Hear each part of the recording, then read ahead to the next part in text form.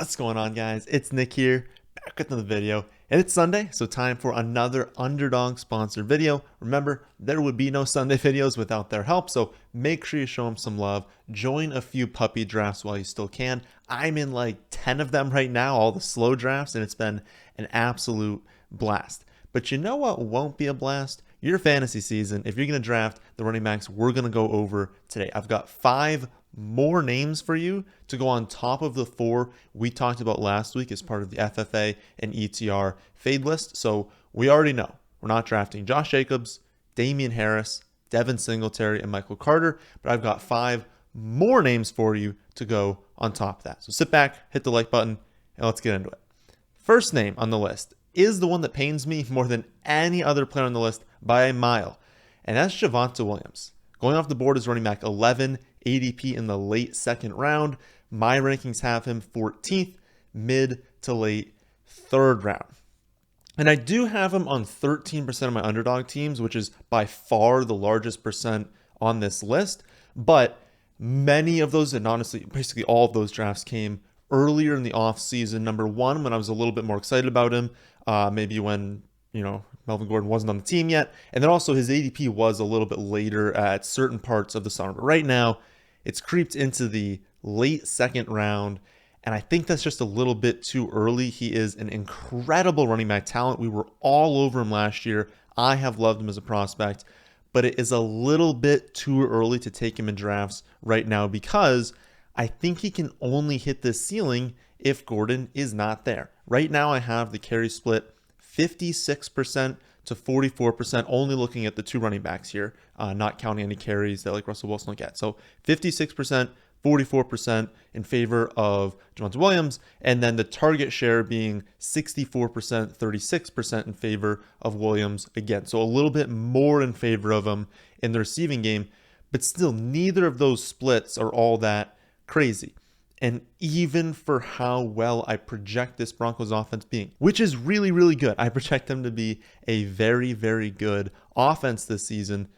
Those splits are not good enough to make someone worth taking in the late second round. He's going ahead of Alvin Kamara, who might not be suspended anymore. Nick Chubb, who's, let's be honest, probably going to have 1,500 rushing yards, double-digit touchdowns if he stays healthy. Even Leonard Fournette, who I trash sometimes, but is still the lead back for the Bucs, who even if White is very involved, will still have an insane touchdown ceiling and plenty of receptions.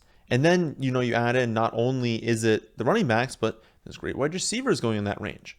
Tyreek Hill, T. Higgins, A.J. Brown. And so it just becomes a pick where you're drafting him sort of, I don't want to say at his ceiling, because if Melvin Gordon is not there, he gets hurt, I think Williams is a first round pick, but you're drafting him in like a very optimistic outcome. You're saying that like Gordon's probably going to get hurt at some point because there's no way he's paying off this ADP while Gordon is healthy. And I think it's fine to draft players under like an ideal outcome lens, basically in rounds, 6, 7, 8, 9, because the opportunity cost isn't as high.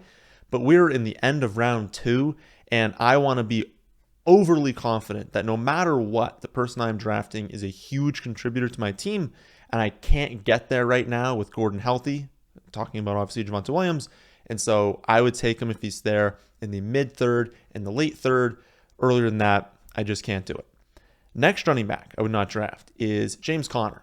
ADP, he's running back 15, going in the late third round. My rankings have him running back 19, mid 5th round grade, and I only have him on 6% of my underdog teams. James Conner scored 18 touchdowns on 239 touches last season. Guess how many running backs in the history of the NFL have scored 18 or more touchdowns, total touchdowns, on fewer than 250 touches? The answer is 4. And the last time it happened before James Conner was 1965. In the 3 other cases, the running back's touchdowns the next season dropped by an average of 59%. Want a different cutoff? Maybe you're like, oh, we did 250. Maybe it's a little bit different in other ones. Okay, there have been 15 running backs now, again, in the history of the NFL, with 18 or more touchdowns on fewer than 300 touches. The following season, these running backs saw a 54% decrease in touchdowns scored. And the closest anyone got to repeating their performance was only dropping by 4 touchdowns. No one matched, no one did better. The best was dropping by 4, and it was Jim Brown back in 1959, and only Jim Brown and Aaron Jones were able to score more than 10 touchdowns the following season. So historically, when a running back scores this much on this little volume, we can expect their touchdowns the following season to be more than cut in half. So I get the appeal with Connor, but he was super inefficient last season, and I do think Darrell Williams and Eno Benjamin are going to keep him from being featured, and so I would much rather draft either an elite tight end in this range or one of the incredible wide receivers. There are so many awesome wide receivers and tight ends still on the board in the end of round 3. I just can't see getting behind a player that's going to see like historic regression in the touchdown department. Another running back we'll be drafting is Elijah Mitchell, running back 23 by ADP, going in the mid-6th round. My rankings have him as running back 25, mid-7th round. And I have him on 0% of my underdog teams. My issue with Mitchell is the ceiling. Everything in the world went right for him last season to get the opportunity that he did. Mostert gets injured on the second carry of the season. Trey Sermon ends up being awful. Jeff Wilson looks like he's running with like cement in his shoes when he comes back from injury. JaMychal Hasty gets injured. Like, they quite literally had no other option but to use Mitchell. And to be fair, he was good, but they had no other option. They had to give him this workload, and that's why they started using Deebo Samuel at running back, even Kyle Juszczyk at times as a running back. But Sermon is apparently having a really good camp. Rookie Jordan Mason is turning heads. He might make the team as like a pass catching specialist. We know Tyrion Davis-Price not having a fantastic camp, but they drafted him early. He's still going to be there, and maybe he can develop as the season goes along. And we literally have quotes from Kyle Shanahan saying that like he genuinely wonders if Mitchell can stay healthy for a full workload over a full season. He's not sure he can. And so it's just a situation where like we're looking at last season, he did really good, and we're expecting, okay, maybe he's the clear number 1. And that can be true. He's like the clear number 1. But in so many of these games, they had no one else. And this year, they're very likely to go back to a committee. They're going to rotate in Deebo Samuel. They're going to rotate in Trey Sermon. Again, maybe some of these rookies. I don't know what the split's going to be with Davis-Price, with Mason, if Mason makes the team. But like, if Mason makes the team, then you've got a pass catching back with a wide receiver coming in sometimes, and then multiple other running backs. What is the upside for Elijah Mitchell? And then you look at the players going around him, and it's like Amon St. Brown, Kyler Murray, Amari Cooper, Jalen Hurts, Michael Thomas, Elijah Moore, A.J. Dillon, Adam Thielen, Devonta Smith. Like, these are players that we love. All of the players going around him, it's like, I want as many of them on my team as I can get. And I don't want someone at running back here who I think is a capped ceiling and realistically also a relatively low floor if they're mixing in all of these other running backs. Next up on the list is Rashaad Penny, underdog ADP of the running back 29, but he's my running back 35, and I only have him on 3% of my underdog teams. And I think it's a combination of two things. One, I do think that Russell Wilson is like a very, very, very good quarterback, and I don't think the public truly understands the impact it's going to have to the Seahawks now that he's gone. Like, they're going to be unbelievably bad this season. The decrease in talent going from Russell Wilson to some combination of Drew Lock and Geno Smith is unreal. But second, I also think the public is just like underrating Ken Walker as a prospect. There's just no way they're going to be able to keep Walker on the sidelines. So Penny is likely a committee running back on by far the worst team in football. Like, I know the talent is there. He's clearly a good running back. We all saw that to close last season. But the Seahawks are going to be so bad. this season so bad. I have them projected to finish last in plays by a mile, last in touchdowns by a mile. And given their quarterback situation, not a single defense is going to respect that passing game. So Penny is going to see stacked fronts on most, if not all, of his rush attempts. And I think that Walker is getting zero hype in camp, and like people have just kind of forgotten, right? Just there's been no real stories about him. We haven't seen clips of him breaking off plays, but like it is very possible he's a player that kind of like we talked about Treylon Burks, where it was like the news out of camp could only have launched Burks up in ADP. I feel like when the preseason opens up and we see Ken Walker out there, he is such a just locked and loaded elite prospect that I think he's going to look really, really good in the preseason. And if that does end up happening, you better believe someone in Walker, who used to be going in drafts ahead of Penny, who's now going 2 rounds later, is going to skyrocket. And it's going to be very easy for people to talk themselves into, oh, okay, this guy's a fantastic talent. Hasn't been injured for like 4 straight years like Penny has. And oh yeah, this team's really bad. Like maybe I do need to back off taking Penny as early as I am. So I can't draft him. I would much rather draft Kenneth Walker multiple rounds later, because if we're thinking about who's more likely to be the better prospect, I mean, I think Ken Walker is more likely to be the better prospect here. And again, it's the worst team in football. We don't need to go out of our way to be drafting their running backs. Final running back we'll go over today is Cordarrelle Patterson. He is the 38th running back off the board, but is my running back 39. So if you just look at that, you're like, oh, Nick's cool with drafting him.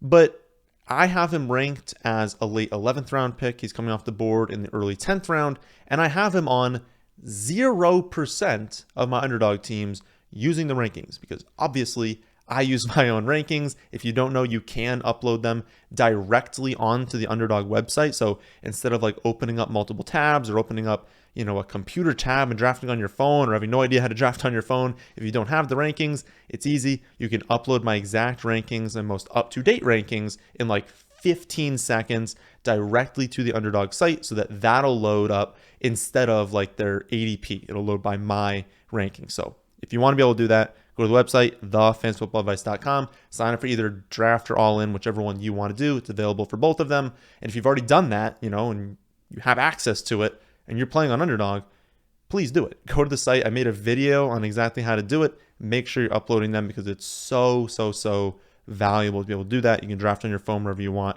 It's very, very easy to do so. So having done that for myself, using my rankings all summer, even having him one running back spot behind ADP, I have yet to draft him. I've drafted 51 different running backs, and none of them are Cordarrelle Patterson.